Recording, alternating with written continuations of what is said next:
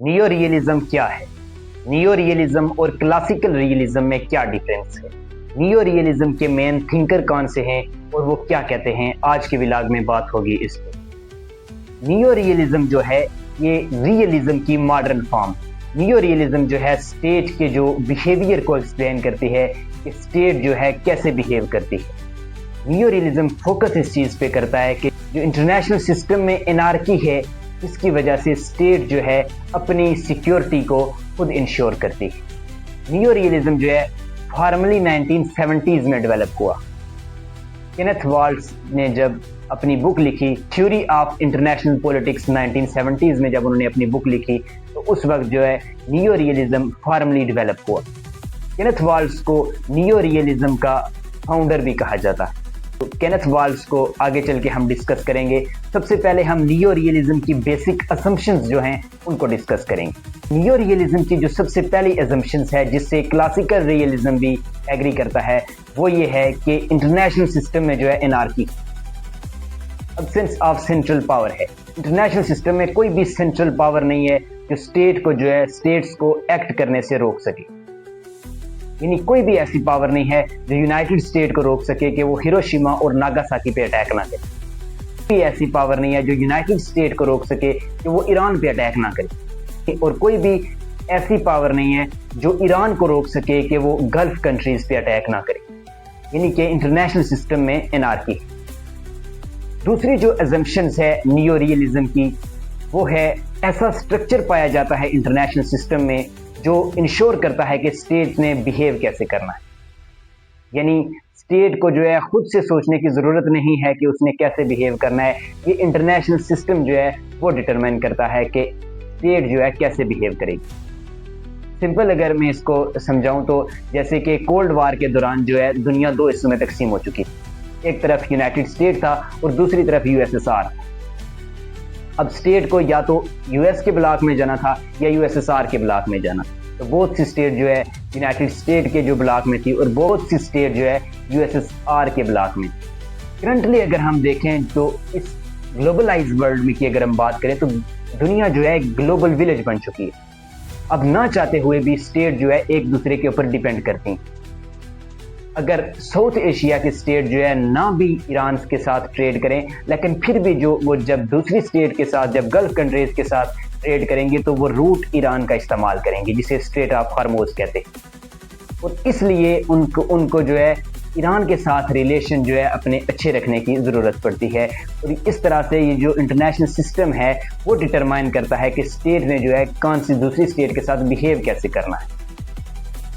International system में states ने behave कैसे करना है ये जो है स्ट्रक्चर डिटरमाइन करता है। जो थर्ड अजम्पशन है नियो रियलिज्म की वो है सेल्फ इंटरेस्ट, जो जिसे क्लासिकल रियलिज्म भी मानता है। स्टेट जो है सेल्फ इंटरेस्टेड होती हैं, वो अपना इंटरेस्ट देखती हैं। वो जो है अपना इंटरेस्ट कभी भी लूज नहीं करती और क्योंकि उनको सिस्टम ही ऐसा मिलता है जिसकी वजह से वो सेल्फ हेल्प की तरफ जाते हैं। अगर ईरान जो है अपनी वेपन इंडस्ट्री को, अपनी जो मिसाइल इंडस्ट्री है उसको अगर डेवलप ना करता, उस पर जो है इन्वेस्टमेंट ना करता, उसको बिल्ड ना करता तो आज जो है ईरान के लिए किसी दूसरी स्टेट ने हेल्प प्रोवाइड नहीं करनी। ये सिस्टम ही इंटरनेशनल ऐसा है। तो स्टेट जो है सेल्फ हेल्प की तरफ जाती हैं रेदर देन कोऑपरेटिव बिहेवियर। जो फोर्थ असम्पशन है नियो रियलिज्म की वो ये है कि स्टेट जो है रैशनल एक्टर होती है। यानी स्टेट को अपने फायदे और नुकसान का पता होता है। स्टेट चाहते हैं कि उनका जो है मिनिमम जो है नुकसान और ज़्यादा से ज़्यादा जो है मैक्सिमम उनका जो है बेनिफिट हो। इसे हम कॉस्ट बेनिफिट एनालिसिस भी कहते हैं।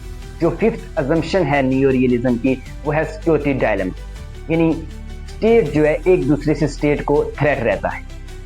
स्टेट हमेशा एक दूसरे से जो है डरती रहती हैं। बेशक नॉर्थ कोरिया और साउथ कोरिया की वार ना हो लेकिन फिर भी जो है नॉर्थ कोरिया और साउथ कोरिया के दरमियान एक कंपटीशन रहता है। वो अपने अपने मिसाइल जो है बनाते ही रहते हैं, अपने वेपन्स को, अपने मिसाइल को मैक्सिमम करने की कोशिश करते हैं। इसी तरह से इंडिया पाकिस्तान की आप एग्जांपल ले सकते हैं। बेशक एक दूसरे पे स्टेट अटैक ना करें लेकिन एक दूसरे से डरती रहती हैं, इसलिए वेपन बनाती ही जाती रहती हैं और जो है आर्म स्ट्रगल में जो है इंगेज हो जाती है। बात करें नियो रियलिज्म की टाइप्स की तो 4 टाइप्स के neo realism. First strategic realism, second structural realism, third defensive realism and fourth one is offensive realism. सबसे पहले हम डिस्कस करेंगे स्ट्रेटेजिक रियलिज्म। स्ट्रेटेजिक रियलिज्म के थिंकर जो हैं वो हैं थॉमस शेलिंग। थॉमस शेलिंग ने अपनी बुक लिखी the strategy of conflict. 1960s में उन्होंने अपनी बुक लिखी, जो ज़्यादातर जो उनकी बुक का फोकस है वो फॉरेन पॉलिसी पे है कि लीडर जो है अपनी फॉरेन पॉलिसी को कैसे बनाते हैं। शेलिंग ये बात कहते हैं कि लीडर जो है फॉरेन पॉलिसी बनाते हुए बड़ा स्ट्रेटेजिकली जो है सोचते हैं और लॉजिकली जो है डिसीजन लेते हैं। स्टेट्स जो है या उनके जो लीडर हैं वो ये चाहते हैं कि कैसे जो है अपने ओपोनेंट को जो है बगैर फोर्स यूज किए उनको हरा सकें, कैसे स्टेट अपनी बात मनवा सकें अपने ओपोनेंट से बगैर फोर्स यूज किए। वो दो कंसेप्ट देते हैं, ब्रूट फोर्स और coercion.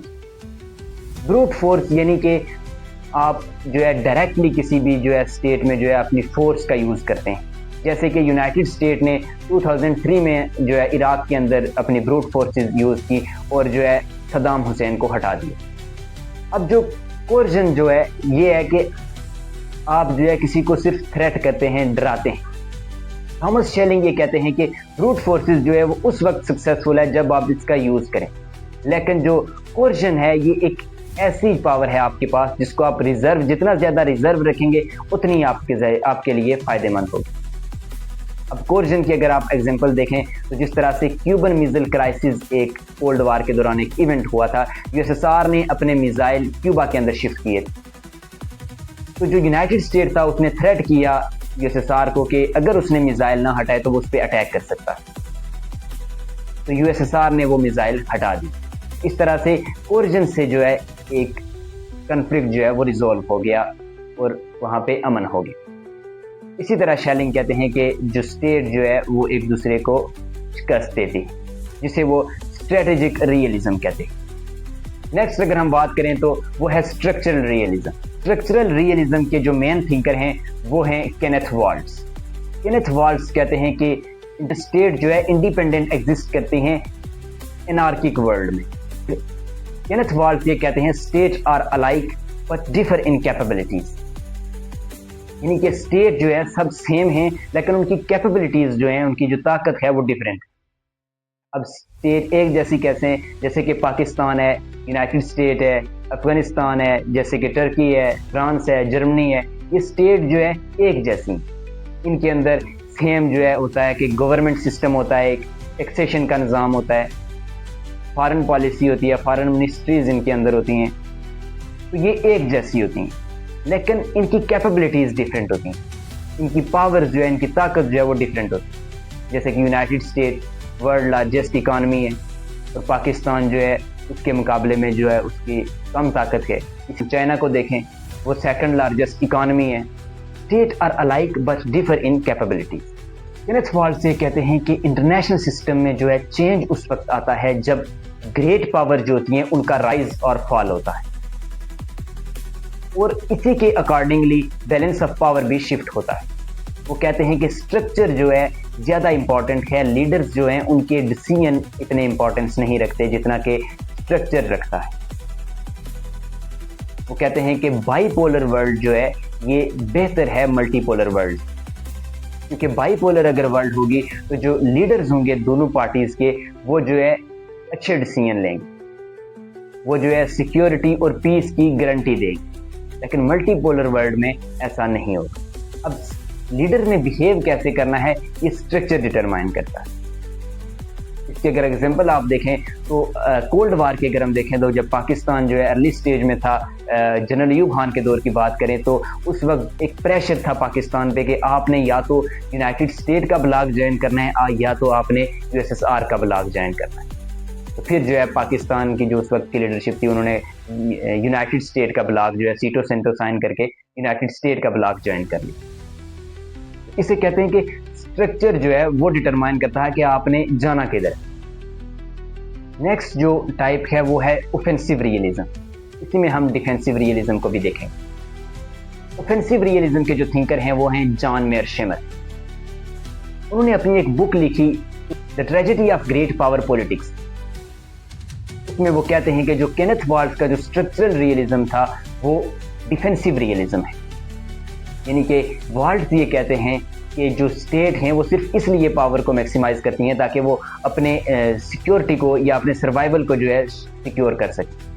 State does not excessive power beyond it's survival, यानी कि स्टेट जो है सिर्फ अपने सर्वाइवल के लिए पावर को मैक्सिमाइज करती हैं, ये कहते हैं केनेथ वाल्ट्ज। लेकिन जॉन मेयरशमर कहते हैं कि ऐसा बिल्कुल भी नहीं, क्योंकि जो स्टेट होती हैं, जो ग्रेट पावर्स होती हैं, वो हमेशा ये चाहती हैं कि वो दूसरी स्टेट से उनकी पावर ज़्यादा हो और वो हेजमनी डेवलप करना चाहती है ताकि वो एक रीजन के अंदर एज अ हेजमन जो है रोल प्ले करें या वर्ल्ड के अंदर जो है एक हेजमन के तौर पे जो है हुकूमत कर सकें। अब इसकी एग्जांपल देख सकते हैं, यूनाइटेड स्टेट जिस तरह से हेजमन का रोल प्ले कर रहा है दुनिया के अंदर।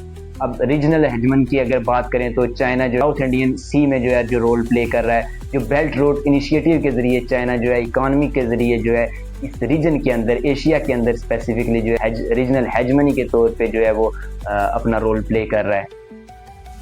तो बेसिकली जॉन मेयरशमर ये कहते हैं कि स्टेट जो है अपनी हेजमनी जो है मेंटेन करने के लिए जो है पावर को मैक्सिमाइज करती है। तो ये था नियो रियलिज्म। दीजिए इजाज़त, मिलते हैं एक नए ब्लॉग के साथ।